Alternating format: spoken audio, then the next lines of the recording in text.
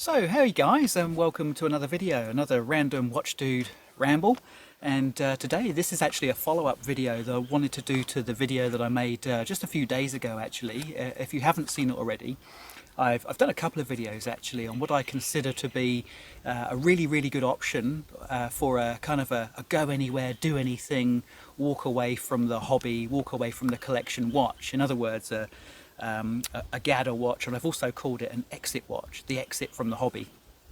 And now I gave you three options in my video. I was a little bit on the fence with the final decision, I guess you could say, and I kind of sat on the fence and I just gave you my three options, my three I guess solutions.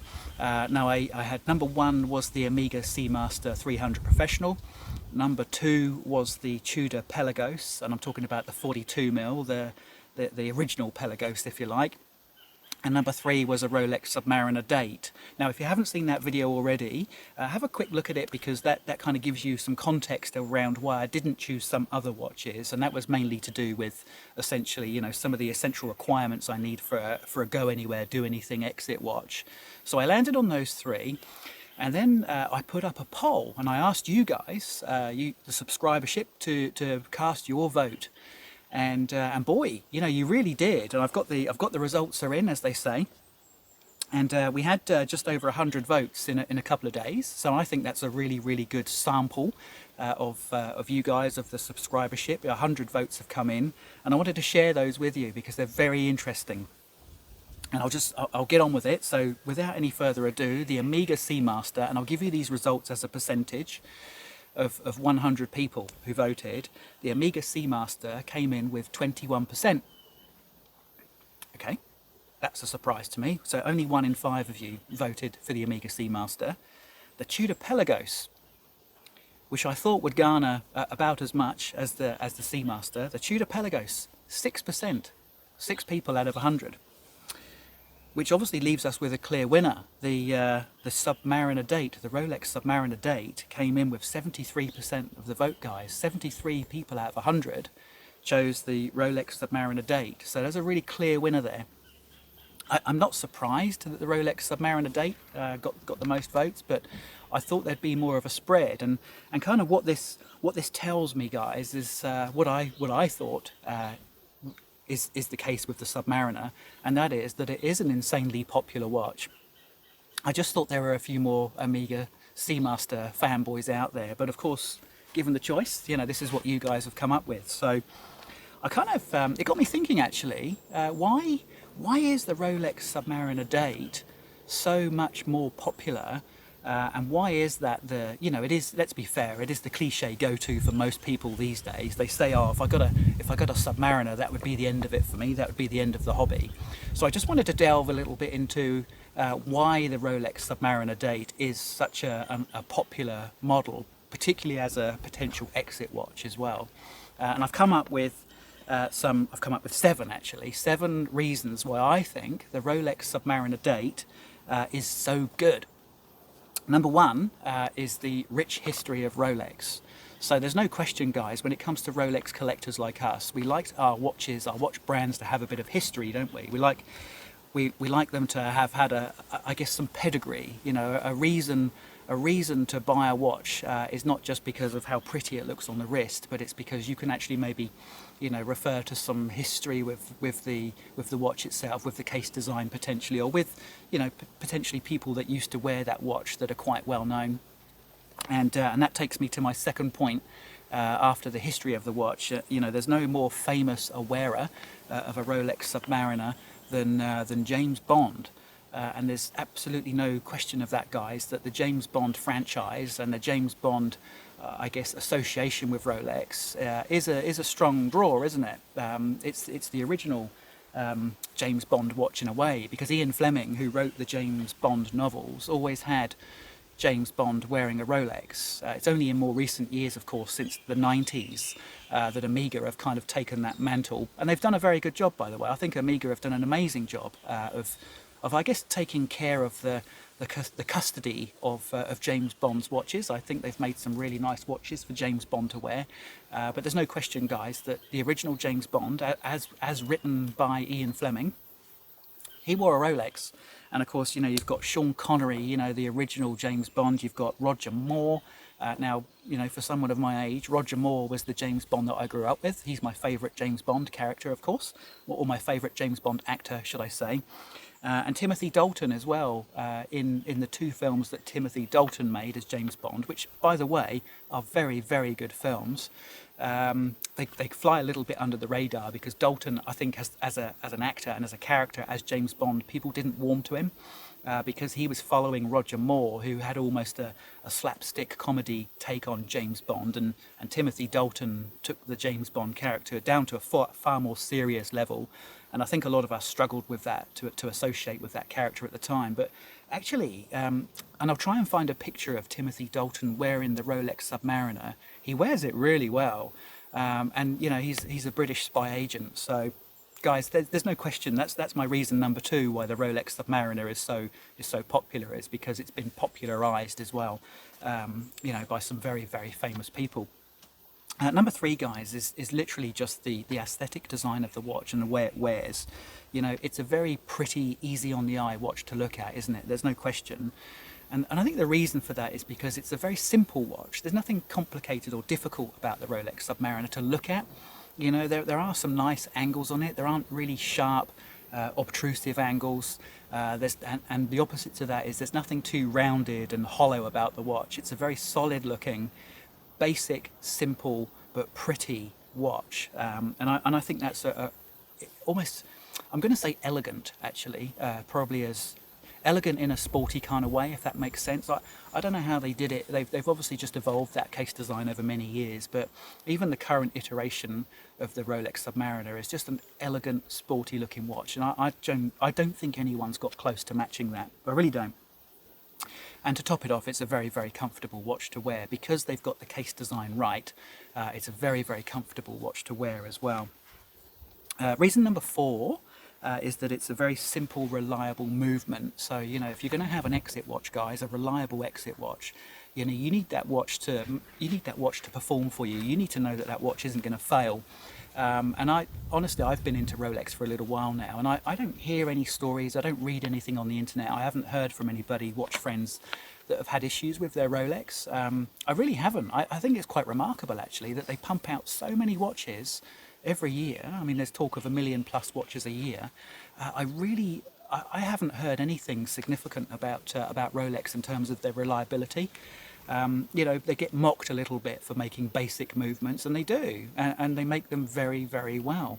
And I think that's, you know, if you're looking for an exit watch, guys, a get out of the hobby kind of watch, you want that reliability and that robustness, don't you? And Rolex excel at that, there's no question.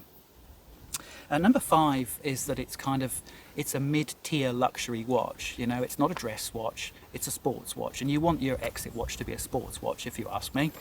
And it's mid-tier luxury. You know, you're not wearing a Patek Philippe or a Long & Son on your wrist. You know, that's maybe going to kind of make people judge you, maybe form opinions of you and your character, because there's no question that happens. Depending on what watch you wear, there's no question that people do judge your character based on what they see on your wrist. And I think Rolex, as much as it's probably the most iconic, well-known brand in the world, I think if you've got a Rolex Submariner on your wrist, people will form a judgment. Hey, okay, so this guy's he understands his watches. He's got a bit of money. He's got the resources to buy this watch, but it's not a watch that kind of screams that I've got lots of money and I'm very affluent. It just kind of screams mid-tier luxury rather than high-end luxury, if that makes sense. So I think the aesthetic of the Submariner and the impression that it gives other people is of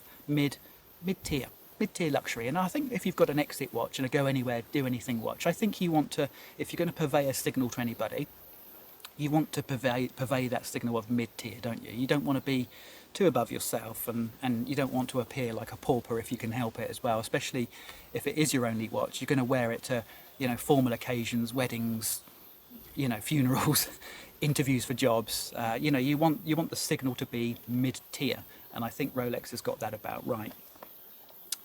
Which actually leads me to point number 6, which is the price point. Now, there's no question that, you know, these are first world problems that we're talking about here, aren't they? They're first world issues. Let's make no mistake about that. But in terms of the price point, relative to all the other watch brands that are out there, I actually still think, despite the price increases, and I think by the time this video's gone out, there'll have been another price increase on this watch from the 1st of January 2024.